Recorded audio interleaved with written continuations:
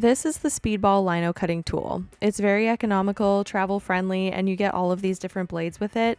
I've been using it for years, ever since I started making lino cuts, and I'm very excited to try some new tools. These ones are by Flexcut, and this is the first carving that I've made using them, so I will be talking about my experience in this video. Here I am just getting my lino cut ready to carve in the same way that I always do. I'm using a soft cut linoleum made by Esty. It's a firmer soft cut that's sort of somewhere in between the really soft stuff and a battleship linoleum. It's my favorite.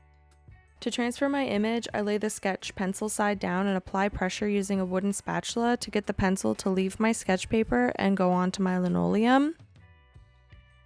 Since the transfer is just pencil graphite, it will smear and smudge as I carve it, so my last step in prepping my drawing on my linoleum is to go over it with something that won't smudge.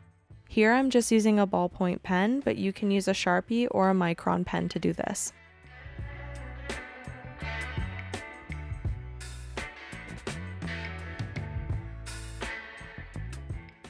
I'm going to be trying out the micro palm set of carving tools made by Flexcut tools. It includes 4 different blades. The smallest is a V-gouge that is 1mm, and the rest are U-gouges, 1mm, 1.5mm, and 2.5mm.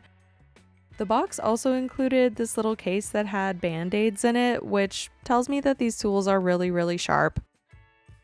But everything fits back in the box and all of the blades have a little spot, so you can store them safely in the box that they come in.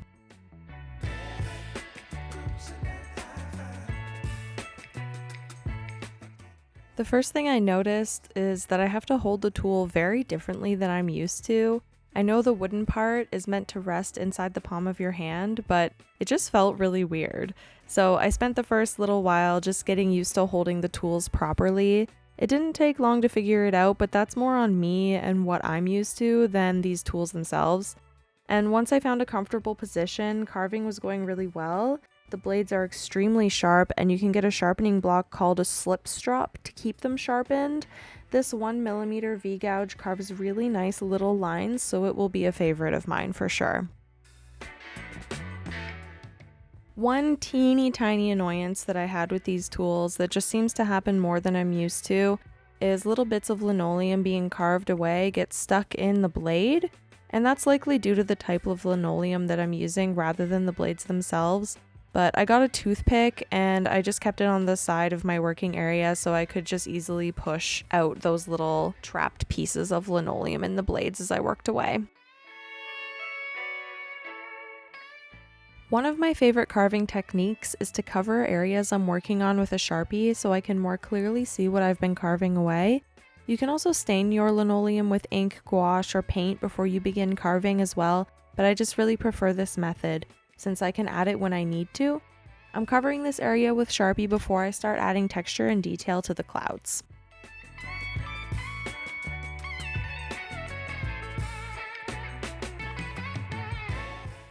I am using the 1mm U-gouge to start adding some lines to the clouds to begin the texture that I want to add. Due to the change in the shape of the blade, these lines are slightly larger than the 1mm V-gouge.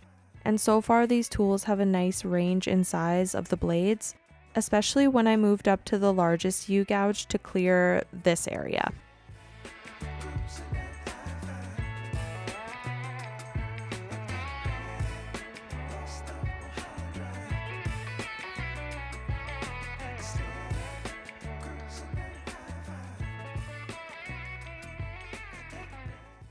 While I was carving these clouds, I wanted to test out how far I could push the texture and lines. I used the 1mm U-gouge for the larger looking lines, and then wanted to see how much I could carve in between them using the 1mm V-gouge. The 1mm V-gouge is so nice and tiny that it really gets into small areas quite easily, and I was able to push the lines and texture in these clouds pretty far.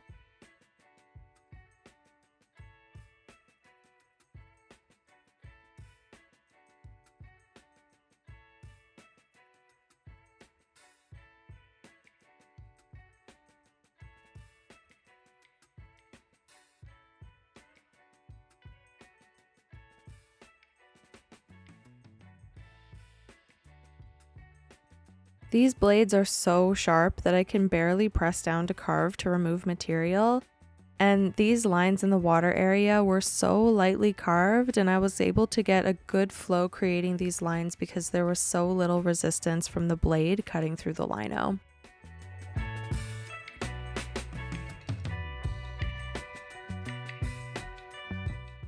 One thing that will take a bit of time to get used to is positioning the blade so it cuts exactly where I want it to.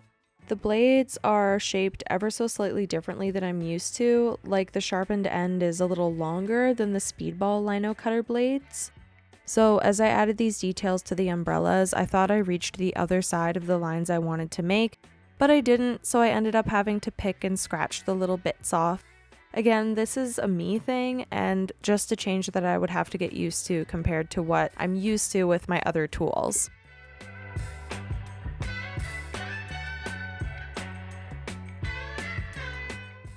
The same thing that I was talking about with the umbrella applies to the little details of this face.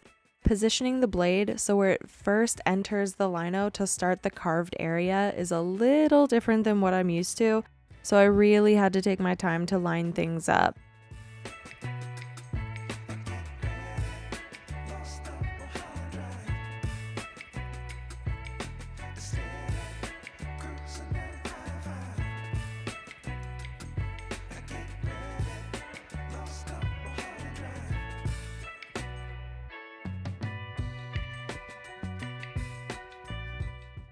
I liked this clip where I was carving out the round rocks along the bike path, and I wanted to point out how much I turn my carving while I'm carving round things especially. I found it much easier with any carving tool to sometimes keep your carving hand a little bit more still and use your other hand to turn the block. It helps me carve round objects so much more easily to do it this way.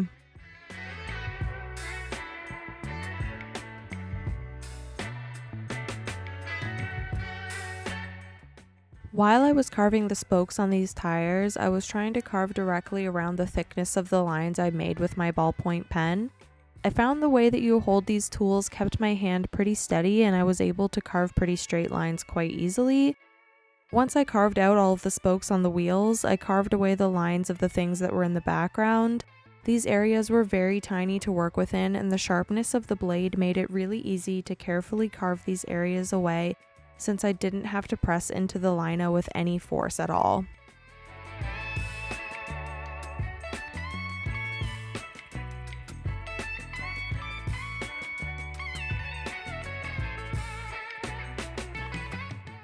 Something I found a bit more tricky than usual is carving tiny circles. I typically hold the blade in my hands and spin it very carefully around the circle that I want to make, and I might have to try a different angle than I'm used to get the blade to do this more smoothly, but that little circle didn't turn out too badly.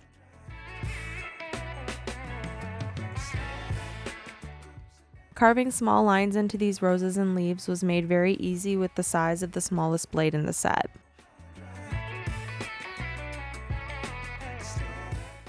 Sort of a random side note, but I really like how I can just pick up and put down the different sized gouges as I need them.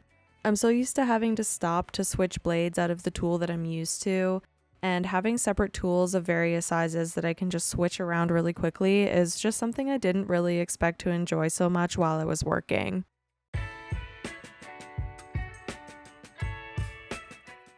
And here's the reveal of the finished carving, and now it's time to print it. I am using Speedball water-soluble oil-based ink and Cranfield's ink extender. I mix them in equal parts and then I roll a small amount of ink out onto a piece of glass with a brayer. I use the brayer to roll a thin layer of ink all over the surface of my carving, and then I will carefully place a piece of paper on top and use pressure to transfer the Linocut to the paper.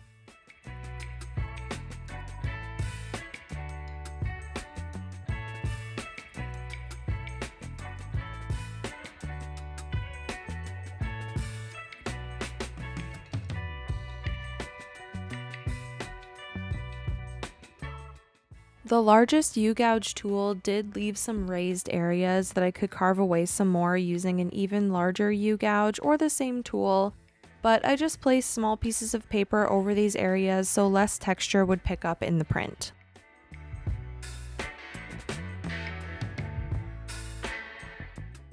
The way the tools are held in the hand and lining up the blades when I start carving will take a bit of getting used to, but overall I really liked using these tools and would definitely recommend them to anyone looking to upgrade from more beginner level tools. I have more videos on my channel about Linocut printmaking, and if you'd like to see future videos, please consider subscribing to my channel. A link to my shop is in the description of this video if you like the Linocut I made here, or if you want to check out more of my work. Thanks so much for watching, and see you next time.